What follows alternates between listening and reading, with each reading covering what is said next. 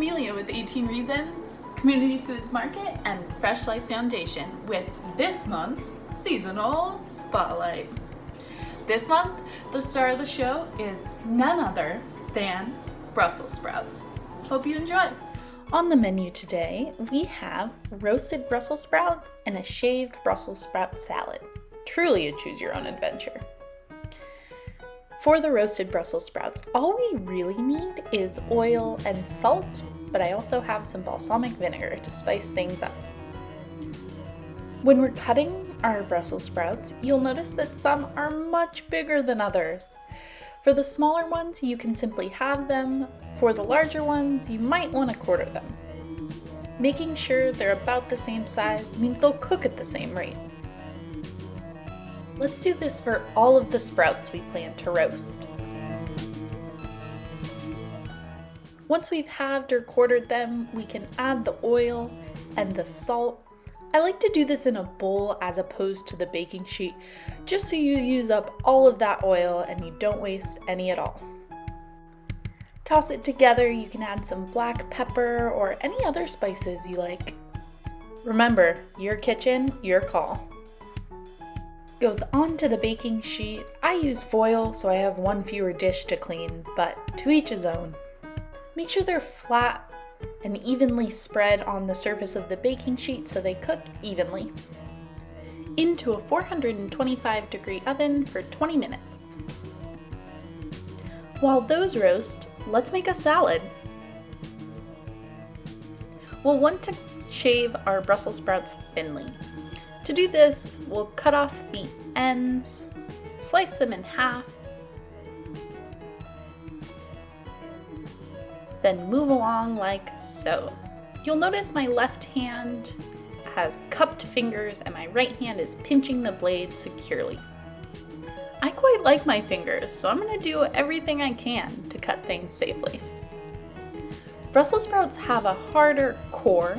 I don't mind this, but if you do, you can make 2 small incisions in the shape of a triangle and pull it right out. It's like edible confetti. We're going to massage our shaved Brussels sprouts with a bit of olive oil, some salt, and some lemon juice if you have it. If you don't, you can use any sort of vinegar or none at all.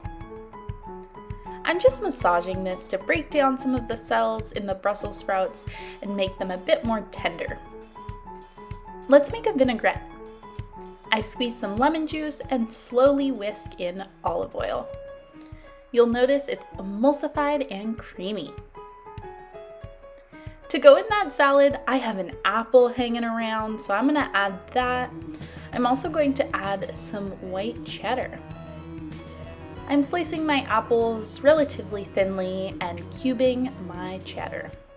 If you had any other seasonal fruit or cheese, you could certainly add those. This is truly a pantry salad. Whatever you've got goes great. I add a bit of my vinaigrette and mix it all up. This hits all the notes: crunchy, tangy, sweet, and nutritious. Here are our Brussies after about 20 minutes in the oven. They are brown, they are tender, they are delicious as is. So I'm going to reserve half of them, and I'm going to add balsamic vinegar to the other half. Since they're still warm, they're going to drink that up. I have some roughly chopped almonds and currants, but any sort of dried fruit, any sort of nut, go excellently with these Brussels sprouts. I pour them on and mix it up.